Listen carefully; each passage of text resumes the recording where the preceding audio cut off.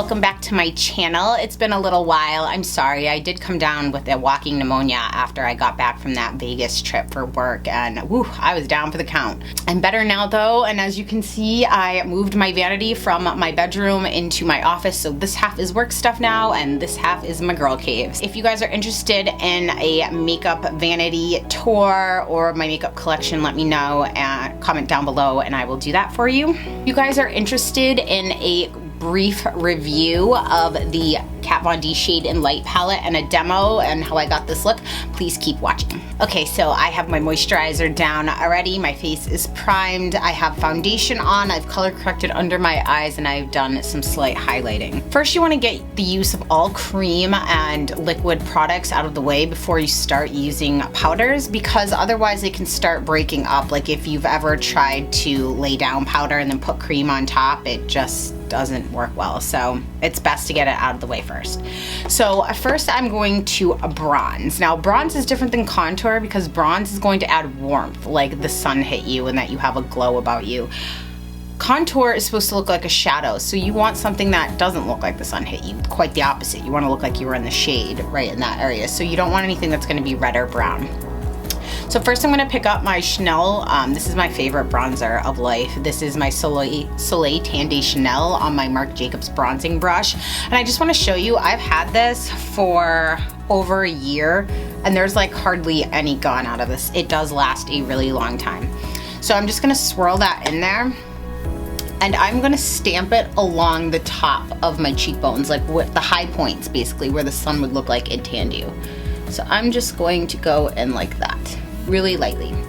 And around the border of my face, just to add some warmth there. And then right here on this cheek too.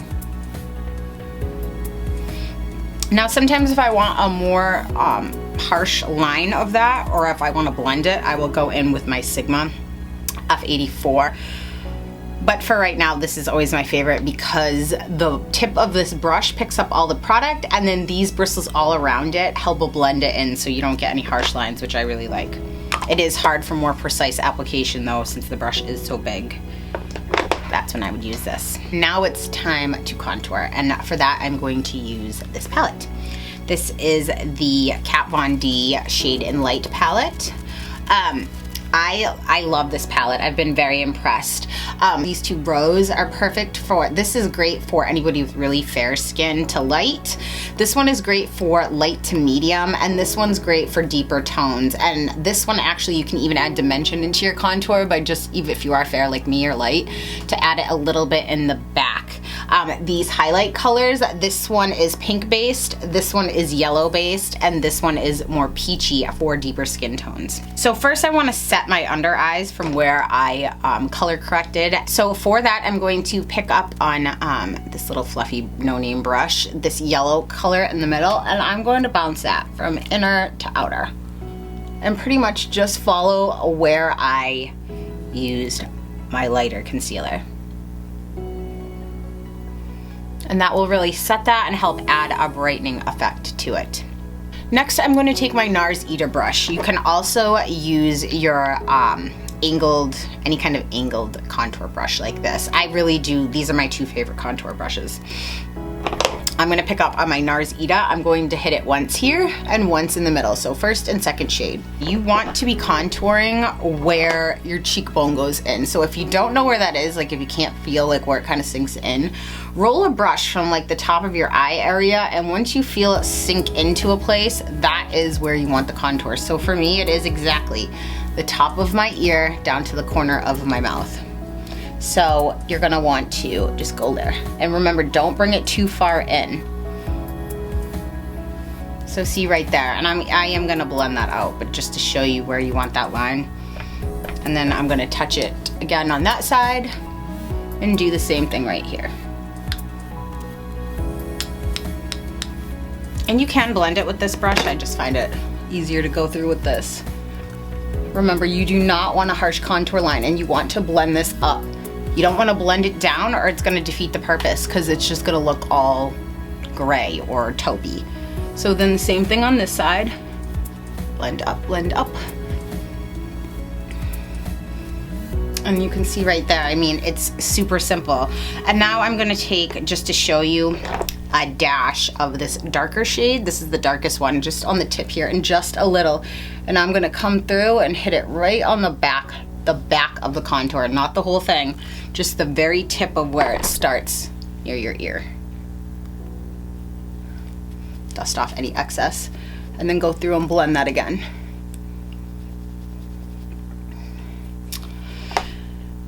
Then I'm going to take this brush. This is a Bodyography brush I have, but it's the exact same thing as a MAC 224 or the Sigma dupe for that, which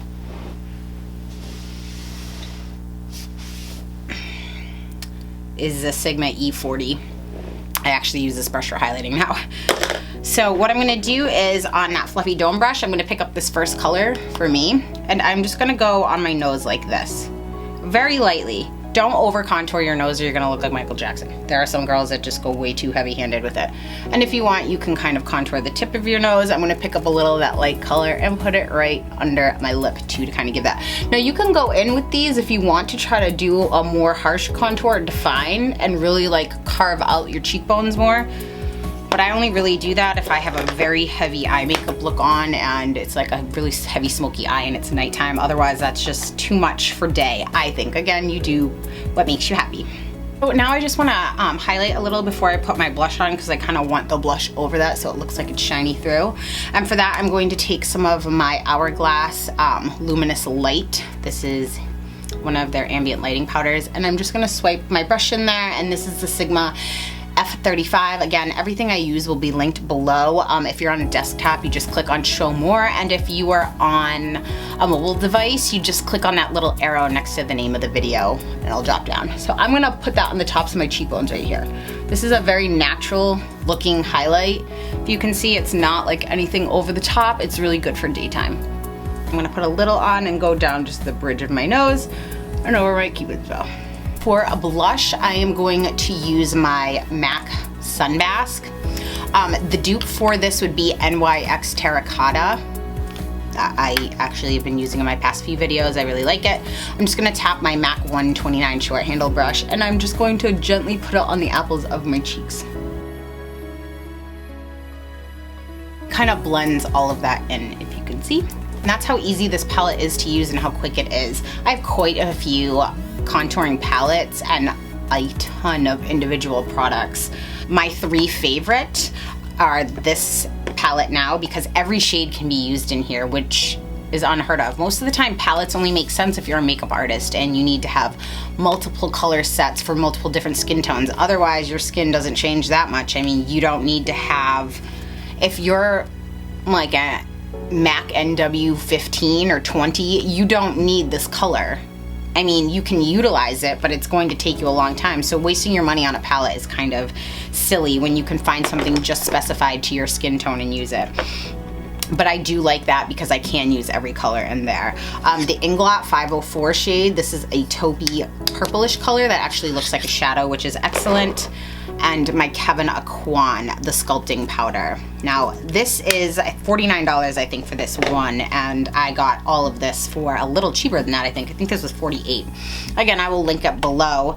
And these products blend just as easily as my Kevyn Aucoin. I really, really like it. I was really excited to get my Anastasia contour kit. I got them like the day they launched, and the only color I really used was this middle one, Fawn. And I use the banana powder sometimes, but it's even a little too yellow to set my under eyes for me. These two, if you can tell in the viewfinder, well, I can see in the viewfinder, hopefully you can see too, these are a little too warm for me. Those don't look like a shadow, it looks like sun. So I got this and I use this, and the powders are excellent, don't get me wrong, they blend really easily, but you need to make sure that they match your skin tone, otherwise what's the point of having them? I will quickly just swatch the shades for you guys. So this first one is called Subconscious, and that's this. The second one is Shadow Play. I'm not flipping you off, but there it is. The third one, oops, is called Sombre. And there they are right there, from lightest to darkest. I'm gonna switch my hands over here because I don't want to get nasty. So this first one is called Levitation. That's a pink base. This middle one is Lyric. That is a yellow based. And this Lucid is more of a peach highlighting color. And here they are here. It's a little hard to see because I am so fair. But they are super creamy, really buttery, easy to blend. And again, my biggest qualm with palettes is unless you're a makeup artist, you don't need. I mean, that book of Shadows by Anastasia Beverly Hills is amazing, but what the heck do you need $150 worth of contour colors if you're not a makeup artist? I mean, you can't possibly use all of those on yourself. Compulsion in me, I want them all, of course, but she just relaunched, Anastasia just launched 2 more palettes. Apparently this first one that came out was the light, and then she came out with a medium and a deep. Again, the powders are really nice and really blendable, but they don't work on all skin tones. Now you can customize them and order just the color that you need, but you don't need, like, I can't even with these highlight colors. I just, not interested. Just in case anybody is curious or asks, I am wearing one of the new Anastasia Beverly Hills liquid lipsticks in the color Electric Coral. I bought 7 of these and I just got them last week, and so I'm starting to test some of them out. So far so good. I mean, I haven't really tried to eat anything because I just did my makeup and put it on, so I'll let you know in a little bit. They are a little stickier than some other ones I've used, like still, but you know, that could be good because it's providing some moisture on your lips instead of being like super dry. So I hope that's answered any questions you guys have. If you have any comments or questions, please leave them in the comment section down below and I will answer them. Again, as always, everything I used is in the show more button. I am working on a skincare video. This morning I filmed what I do in the morning, and then tonight when I come home I will film taking off my makeup and what I do at night. So if you guys have any other questions or concerns, please let me know. Thanks for tuning in, guys, and I'll see you next time. Bye.